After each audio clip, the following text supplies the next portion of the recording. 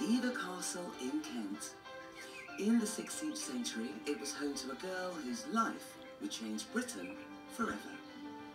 This was the childhood home of Anne Boleyn, who would later marry Henry VIII and give birth to one of our most influential monarchs. After more than 2 years of detailed research, experts are restoring her family's luxurious private rooms in true Tudor style. As an interior designer, I can't wait to find out exactly how they're going to achieve it. First, though, I want to get to know Anne Boleyn herself. Susan Borton dresses up as Anne for visitors. So, why is Anne such an important figure in British history?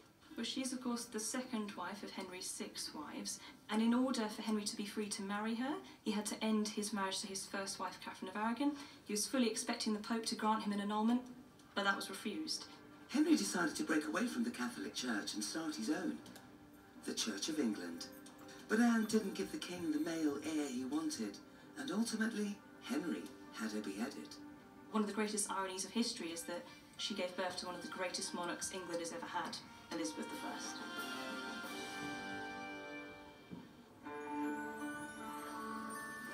I. Amazing to think that little Anne would have climbed these stairs hundreds of times.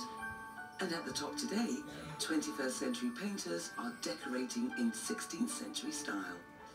We're painting the frieze, which runs along the top of the room, which was a classic Tudor decorating style. And so what do the emblems signify then? So they all have associations with Anne Boleyn.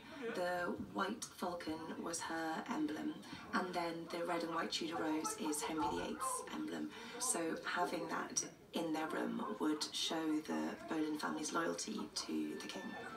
Painting is something I love.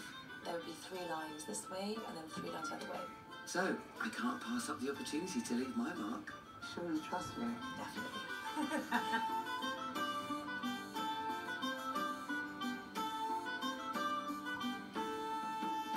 Actually, it's not too I think bad. it's good. The restoration is a labour of love for Kate McCaffrey, Hever's assistant curator. And she's something very special to show me. It's an incredibly precious and rare survival from Anne's lifetime. It's her personal prayer book. Oh my gosh, it looks so delicate. It's incredibly valuable. And if you look in the corner here at the bottom, you can actually see Anne's own handwriting. That's her signature and inscription.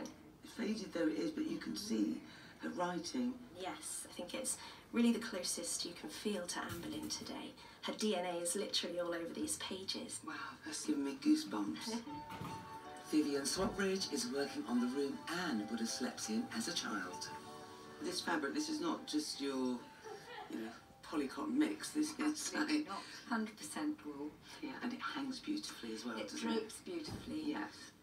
This hand stitching is great because, of course, they didn't have sewing machines. Everything, No. even the clothes, were hand stitched. We want it to look as authentic as possible. I think it's lovely. More than 2 years since the project began, Anne Boleyn's childhood home has finally come to life.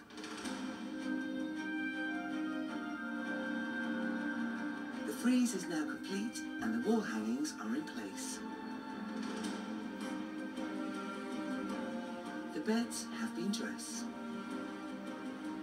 and genuine Tudor furniture moved into place. It's a makeover fit for a queen. The renovations here are important because seeing these rooms looking as they did hundreds of years ago allows us to really immerse ourselves into this incredible period of history and experience what it's like walking in Anne Boleyn's footsteps.